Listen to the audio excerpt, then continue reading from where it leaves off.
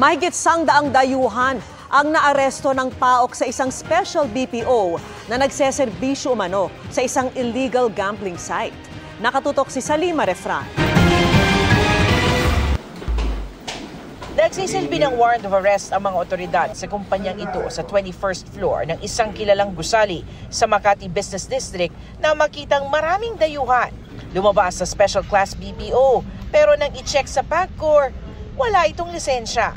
At nang suriin ang kanilang mga computer at gadget, nakitang back-end support ang kumpanya ng isang illegal gambling site.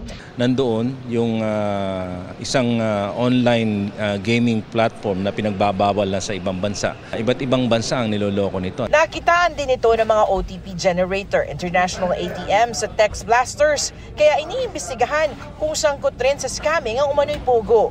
Nabahala lalo ang PAOK dahil nasa parehong gusali rin ang 8 embassy at consular offices ng ibang bansa. Kami ay makikipagbigay ugnayan sa Department of Foreign Affairs para lang mabigyan ng DFA ng karampatang paalala yung mga embahada na kung ano man, baka mamaya meron silang nakompromiso na mga installations o nakompromiso na mga information, data, because these are cyber criminals.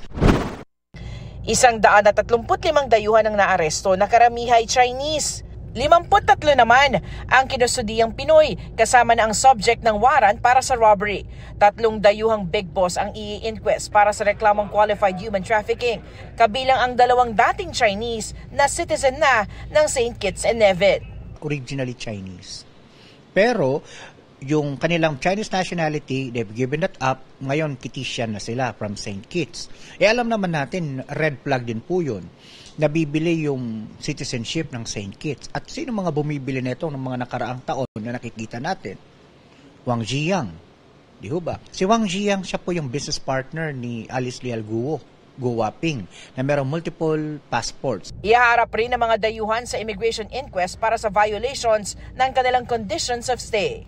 Para sa GMA Integrated News, Salima Refran, nakatutok 24 oras.